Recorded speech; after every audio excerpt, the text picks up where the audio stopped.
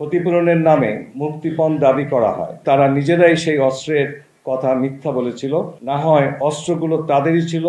বিগত ২৬ তারিখ সন্ধ্যায় সিটি ভার্সিটির এক শিক্ষার্থী ড্যাফোডিল ইউনিভার্সিটির এক শিক্ষার্থীর গায়ে থুতু নিক্ষেপ করলে বাক বিতণ্ডার সৃষ্টি হয়। পরবর্তীতে ড্যাফোডিলের শিক্ষার্থীদের হোস্টেল ব্যাচেলর প্যারাডাইসে সংঘবদ্ধভাবে হামলা চালানো হয় ২৬শে অক্টোবর রাত ৯টার দিকে এবং পথে ঘাটে যেখানেই সম্ভব শিক্ষার্থীদের আটক করে জিম্মি করা হয়। ৩.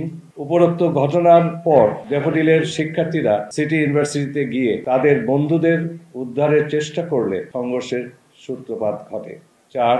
বিকেল ৩টা পর্যন্ত সিটি ইউনিভার্সিটির প্রশাসনের নির্দেশে শিক্ষার্থীদের জিম্মি করে রাখা হয়। ক্ষতিপূরণের নামে মুক্তিপণ দাবি করা হয় এবং জীবন নাশের হুমকি দিয়ে মিথ্যা জবানবন্দি আদায় সহ মিডিয়া কভারেজ করানো হয়। ৫. আহত ও সংকটাপন্ন শিক্ষার্থীদের চিকিৎসা প্রদানে বিলম্ব ঘটে, যা জীবন নাশের প্রচেষ্টার শামিল। ৬. আমাদের সকল প্রচেষ্টা ব্যর্থ করে মঞ্জুরি কমিশনের মাধ্যমে হস্তান্তর প্রক্রিয়া সম্পন্ন করা হয়। ৭. সারাদিন ধরে আটক নাটকে কেউ কেউ অস্ত্রের কথা উল্লেখ করলেও মঞ্জুরি কমিশনের হস্তান্তর প্রক্রিয়ায় সেই অভিযোগ অনুপস্থিত ছিল।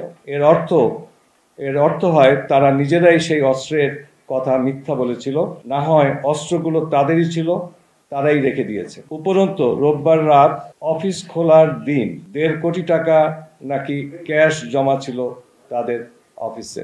৮. অবস্থা দৃষ্টে প্রতীয়মান হয় যে পরিকল্পিতভাবে এসব ঘটনা ঘটিয়ে টাকা চুরি সহ অন্যান্য দায়ভার নিরপরাধ শিক্ষার্থীর ঘাড়ে চাপানোর উদ্দেশ্য প্রণোদিত। ৯.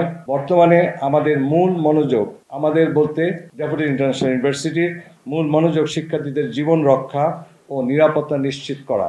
আর্থিক ক্ষয়ক্ষতির গুরুত্ব আমাদের কাছে আছে, তবে বিষয়টি কখনোই মানুষের জীবনের সঙ্গে তুলনাযোগ্য নয়। ১০. বিশ্ববিদ্যালয় মঞ্জুরি কমিশন এ ব্যাপারে পরবর্তী কাজগুলো করবেন এবং প্রয়োজনীয় ব্যবস্থা নেবেন বলে জানিয়েছেন। গতকালকে আমি নিজে বিশ্ববিদ্যালয় মঞ্জুরি কমিশনে গিয়েছিলাম, ভারপ্রাপ্ত চেয়ারম্যানের সাথে আলাপ করেছি, আমার পদক্ষেপগুলো ওনাকে জানিয়েছি সকাল থেকে ধরে, এবং ব্যক্তিগতভাবে বিশ্ববিদ্যালয়ের তরফ থেকে আমি ধন্যবাদ জানিয়েছি ওনাদের সঠিক সময়ে